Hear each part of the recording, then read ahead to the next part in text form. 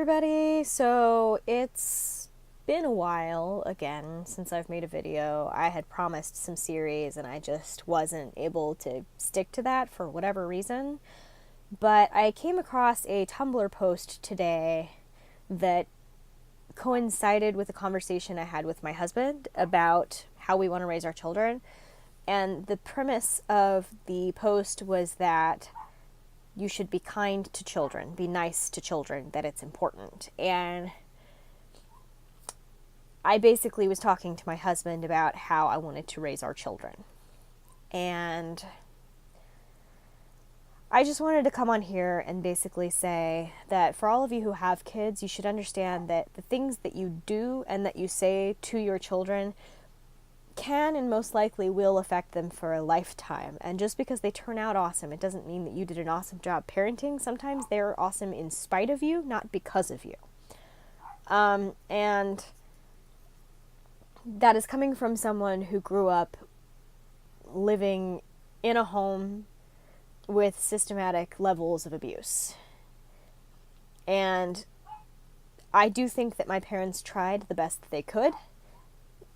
However, I do think that had they been more mindful of what they were doing and or saying, that maybe it would have been a different experience. I also want to point out that a lot of parents go, well, I'm the adult and I'm the parent, and therefore my opinion of how a situation happened is the only one that matters. I'd like to be clear that just because your experience with parenting was positive, it does not mean that your child's experience with you parenting was a good one. My parents would tell you that I had it really easy and I could have made it easy on myself and that I was just difficult. And that's maybe how they saw it, but that wasn't the reality. The reality was that my biological father and my mother fought all the time, and initially it didn't really affect the way that I saw life or the way that I loved my parents. It was a thing that happened. And seeing them fight in a way was healthy because it let me know that it is okay to have differences in opinion with someone that you love. However, as I became older, that was how I viewed the way love was supposed to look. And so it's made a lot of my adult relationships really hard, and when someone isn't willing to fight with me, I don't feel like they love me, and that's true even now with my husband. But more than that, I went through different levels of abuse, depending on where in my childhood I was. When I was younger, my home life was relatively simple. When I was, from when I can remember, which is about 4, that's the youngest I can remember my life, is about 4. Until about 7. That was a relatively okay time in my life. It was pretty good. And then my sister was born. And my sister wasn't the problem, for clarification. I was very happy to have a sibling. I was so excited. I remember being just ecstatic to have a sibling. But my father, his behavior shifted, and the way that he treated me shifted. The way that he treated my sister shifted. The way that he treated my mother shifted. And he became very erratic and very abusive. And he had a drug problem, which I didn't know before that point. But it was exacerbated, I guess, by the stress of having a baby. And there are a lot of nitty-gritty details, but essentially he tried to harm my sister.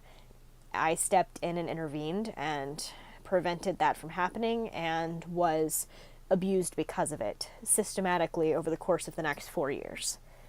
And because of that, I, in my child brain, not knowing any better, wanted to save my sister, and the only way I could see to do that, because I was threatened, I was told I was not allowed to tell anyone what was happening or they would die. That person would die, he would kill them. So I, in my child brain, thought that killing my sister was the answer. My mother caught me, and my sister didn't know about this until we were much older, and my mother brought it up and told her, which she should have never done. because my sister doesn't know the full story behind everything. So it kind of makes me look like a piece of shit instead of a person who just felt stuck and didn't know any better. So eventually what happened was that my father left, and my mom ended up dating some people. But basically the point that I'm trying to make in telling you this story is that there are a lot of things that affect my life. That abuse from my father affects how I view relationships. That abuse that I experienced from my mother, from both sides of the family as a whole, that affected my relationships with my husband, with his family, with my kids, with me. I do not have a healthy relationship with myself sometimes because of things that were said to me and things that were done to me that I had no control over. So my point is that while you think your child has it easy, your child probably doesn't actually have it easy. If you are a person who does not allow your child to have an opinion or any emotions without being pissed at them, understand that that child is likely walking on eggshells all the time, and outbursts aren't outbursts. It's just that they've held themselves in so long that they can't anymore. It's, I guess it technically is an outburst, but it's not them misbehaving. It's them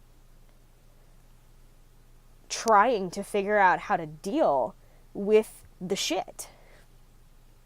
And the point that I'm trying to make is that if you want your kids to be healthy adults, you have to treat them like they're people, because they are people. They're not just children or objects for you to put wherever the hell you want them, or to dress however the hell you want to, or to have them do football if that's what you want them to do. They have opinions, they have feelings, they have their own mental capacities, their own agencies. Not every child is the same. Some children need more structure, yes. Some children need more freedom. Some children are old enough to understand what that freedom means and what it can bring, and you have to figure that out as you go. And obviously parenting does not come with a handbook, but telling a child consistently that they're fat, telling a child that they would be beautiful if, telling a child that, oh, well, I'm not going to let you eat breakfast because it's the first thing you do every morning. Oh, if you sleep with someone, that makes you a whore. Those things aren't acceptable things to be telling a child. Not allowing your child to express an opinion is what creates situations in which your child was abused and you missed it completely. Treat them like a person. That's all I'm trying to say. But I think I might make a more detailed video about how I feel about things and what my childhood background was like, so that you understand where I'm coming from at a later time. But that's pretty much all I wanted to say. Be kind to children.